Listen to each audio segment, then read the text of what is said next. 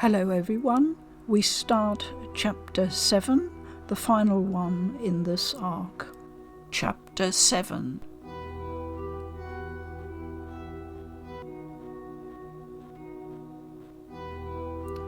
April 1868.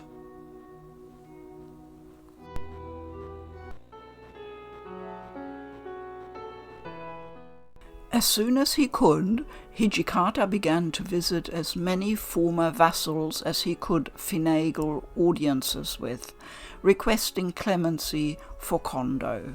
He was busy day and night, and hardly slept. In the end, though, the former vassals were wary of upsetting the imperial army, and refused or outright ignored Hijikata's pleas. On April the 11th, the head of the Satsuma domain met with an ambassador from the shogunate. As a result of these negotiations, Edo Castle was surrendered to the imperial army. But the war was not over. We'd left Edo in advance of the negotiations to meet up with Denshu Company.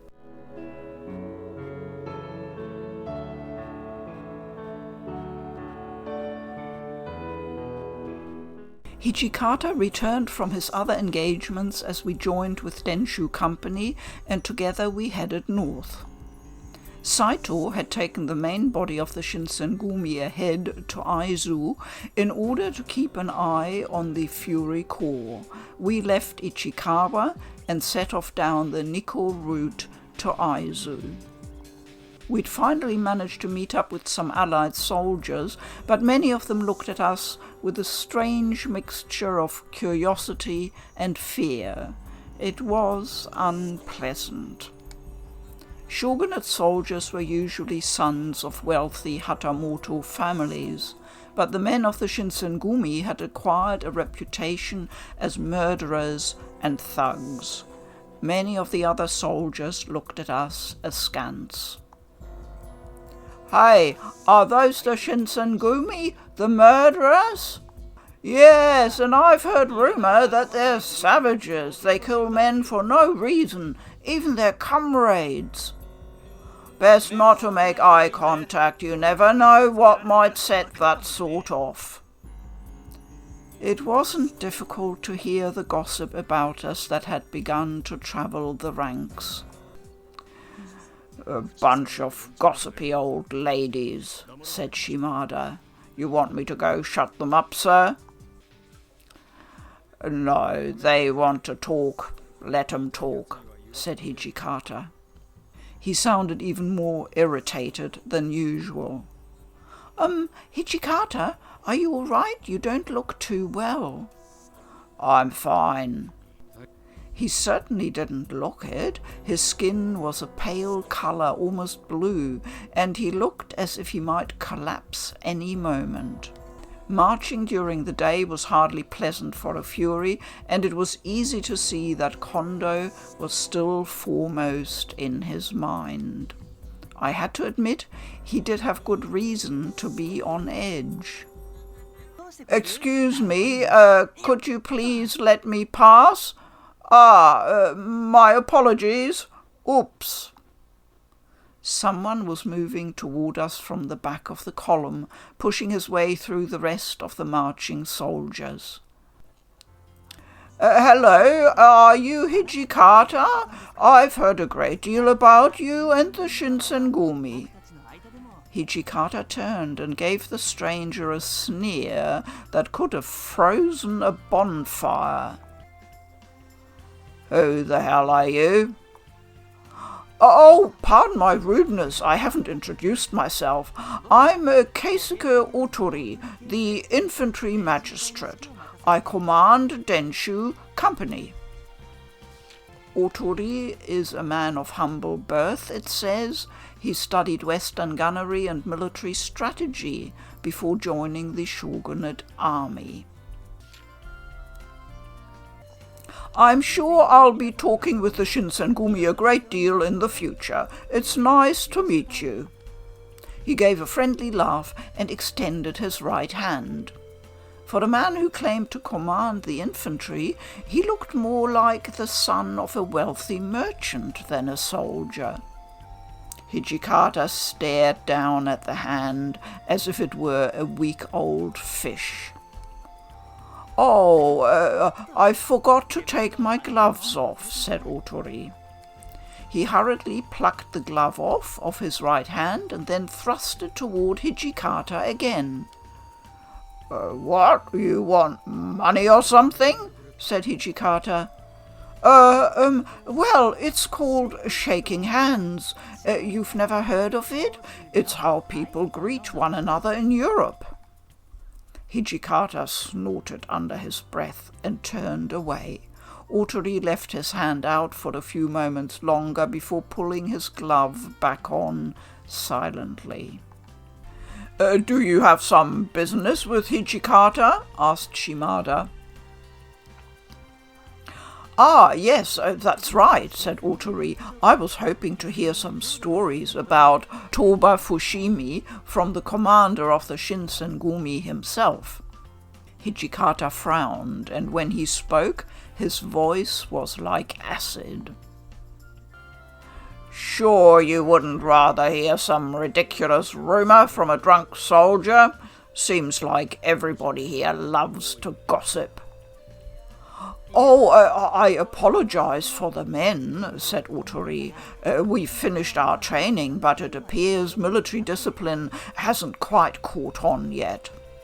He gave himself a little shake as if to clear his mind.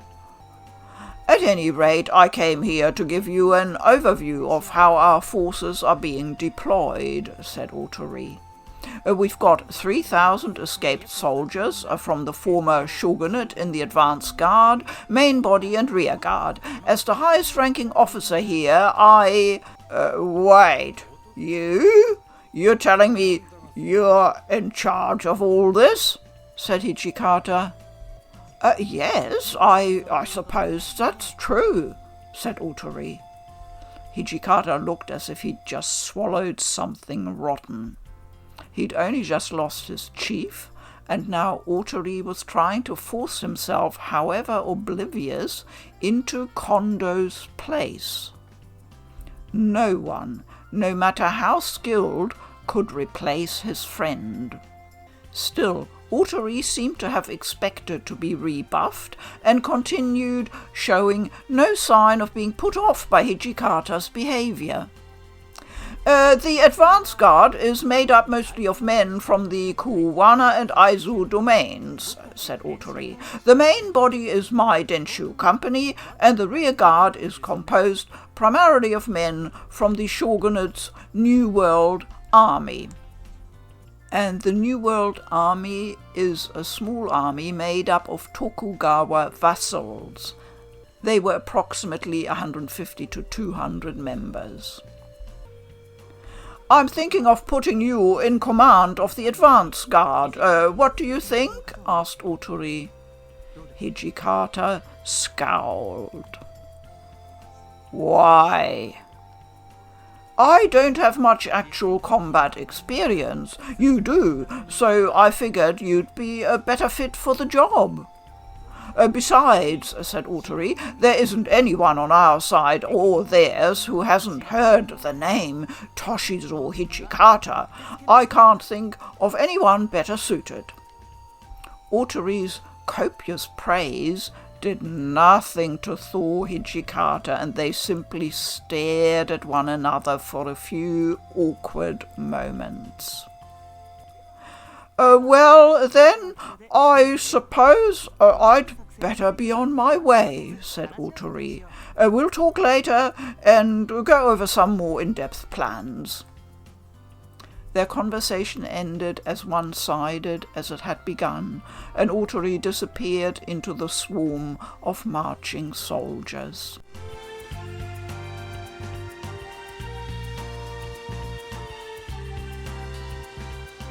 Later that night, we camped a short distance away from the rest of the force. "Hey, Shimada, Chizuru, get over here," said Hijikata. "We need to talk." The main bulk of the Shinsengumi, as well as the Fury Corps, were headed to Aizu under Saito's command. That meant that the only people in camp were myself, Shimada, Hijikata, and about 10 other Shinsengumi. "Remember what the infantry magistrate told us earlier?" asked Hijikata. You mean about you taking command of the advance guard?" said Shimada. "Yeah, I've been thinking about what I want you guys to do. You can't be in the advance guard, so sooner or later I'm going to send you off to fight with the main body or the rear guard," said Hijikata. "So, what does that mean?" asked Shimada. "I assume you're going to take him up on his command offer?" "Yes," said Hijikata. "You were at Toba Fushimi. You'd be a good commander for men who've never seen a real battle. These guys have the theory, but not the experience. We've got the experience, but none of their allegedly superior tactics. So I guess we'll kind of cover each other's asses, make up for what the other lacks. You guys should be perfect." But," said Shimada. Hijikata's logic made sense, but Shimada didn't seem to be very excited about being separated from his commander. They looked at one another for several silent moments until Shimada finally nodded. "I understand. Whatever you order me to do, I'll do." "But first, I want you to tell me something," said Shimada. "This doesn't mean you're planning to disband the Shinsengumi, does it? If I fight in this, I'll do it as a member of the Shinsengumi. Even if our standard isn't leading me into battle, it's still held high in my heart." "Are you all right with that?" asked Shimada. Shimada and I felt the same way, it seemed. Hijikata may have given up when we lost Kondo, but not the rest of us. That meaning wasn't lost on Hijikata, and he looked away uncomfortably before finally mumbling a response. "Fine, whatever." He sounded so dispassionate. "I should also point out that I think commanding soldiers is a little more than she can handle," said Shimada. "She doesn't belong on the front line. She's a page, not a soldier. The soldiers wouldn't listen to a woman even if she knew what to say. I think you should find another post for her." "All right," said Shimada. "I'll go tell the others what you've decided." With that, he turned and jogged off toward the rest of the Shinsengumi soldiers. Hijikata and I were left alone. He sighed and his shoulders drooped. Suddenly he looked very, very tired. Why did you try to order us away?" He didn't answer. Instead, he tilted his head back to gaze up at the stars that speckled the night sky. That long, melancholy silence spoke volumes, but just as I began to regret questioning his decision, he spoke up. "If I knew Kondo was coming back, then I could go out there ready to give my life to win. But that's out of my hands now. Just like Yamazaki said, Kondo and I were the Shinsengumi, with him gone. There's no way in hell I can carry all this on my own." Hijikata was often rude or cruel when he spoke to me, but I'd never heard him sound so defeated before. And he had never talked that way about the Shinsengumi. His shoulders sagged. "Shinpachi was right, wasn't he?" "Huh?"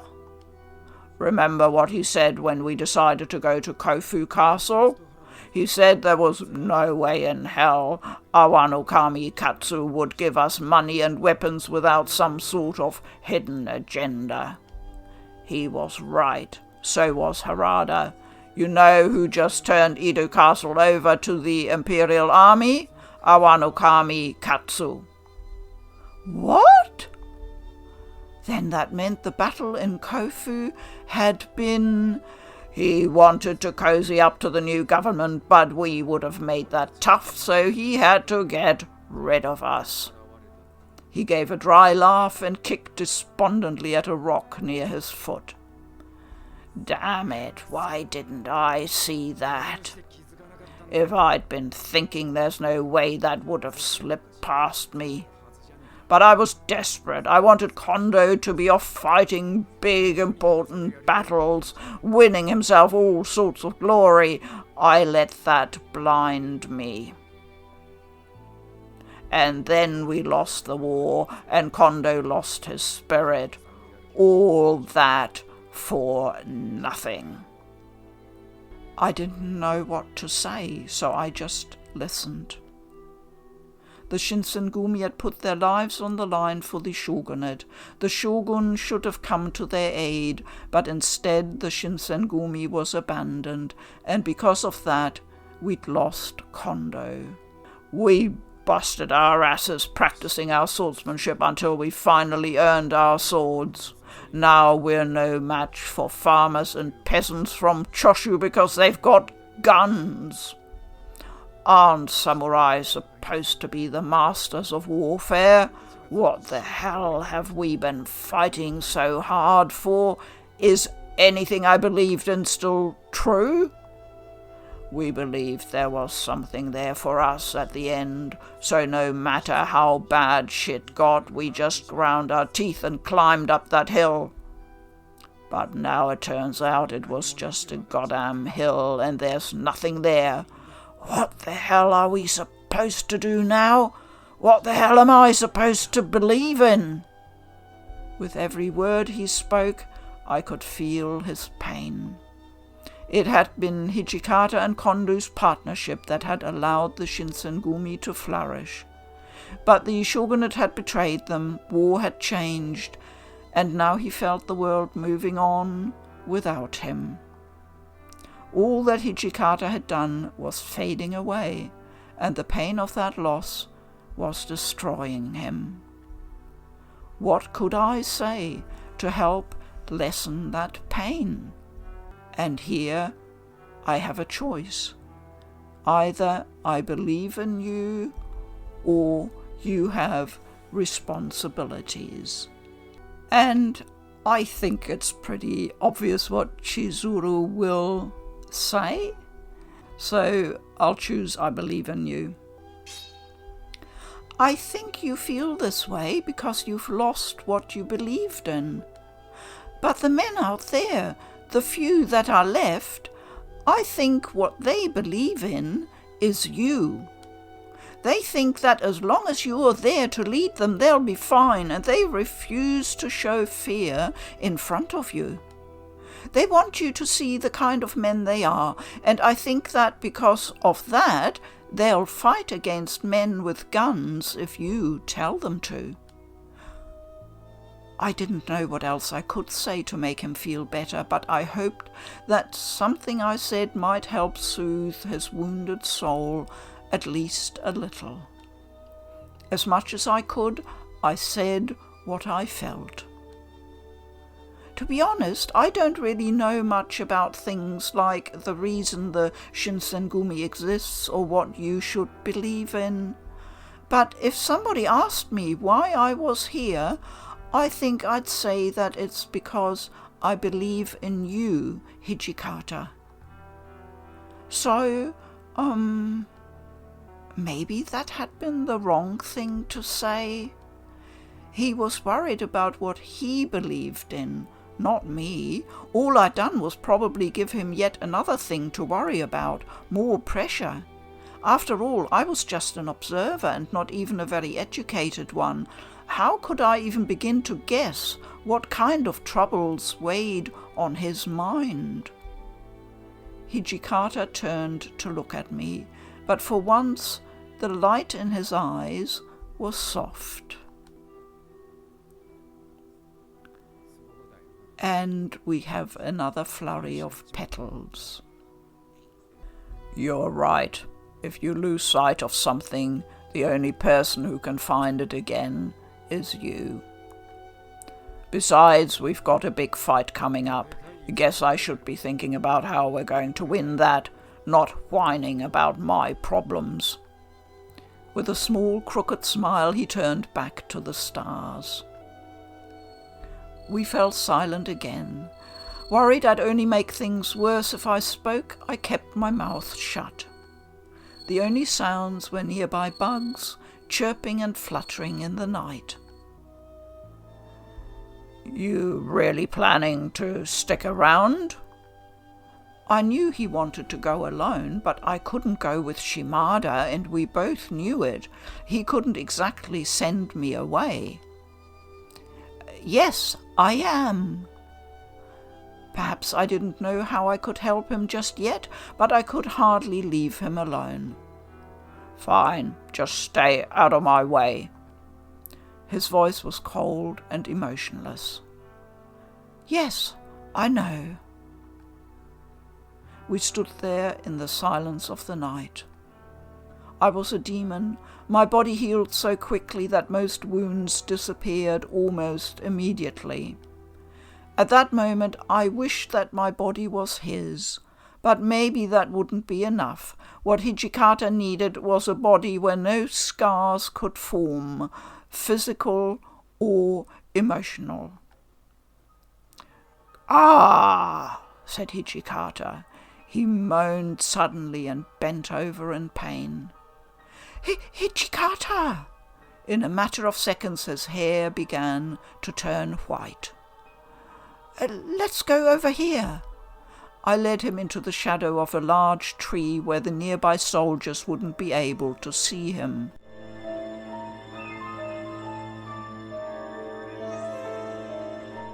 Hopefully, no one would notice us. Damn it, why now? He spoke through gritted teeth, and as I watched, his breath began coming in gasps. Frustration fought for dominance on his face with pain as the bloodlust began to take hold. And here I have another choice. Like before, I give him blood, I give him medicine, or I make him endure it. And like before, I will make Chizuru choose to give him blood. Hijikata! I ran toward him, pulling at my collar to loosen it. He grasped my intent and grimaced. But he took hold of me and pulled me roughly toward him. I felt a dull sting on the back of my neck and then the hot trickle of blood. Then I felt his lips. The quiet sound of his drinking filled my ears in the silence of the night. His warm breath came in pants across the back of my neck, but after a time I felt it begin to steady. Slowly his grip loosened. I could sense the pain leaving his body. Then, without a word, he pulled away from me. How long do you plan to keep letting me do this? What? When he looked at me, I saw worry in his eyes. I smiled back. Forever. As long as you need me, I'll be here. The misery on his face only deepened. You're a stupid girl, and I'm a man who's lost sight of what makes him human. How can you just let me cut you open like that and drink your blood? What the hell are you thinking? It's all right, really. I want to do this. There was nothing for him to say to that.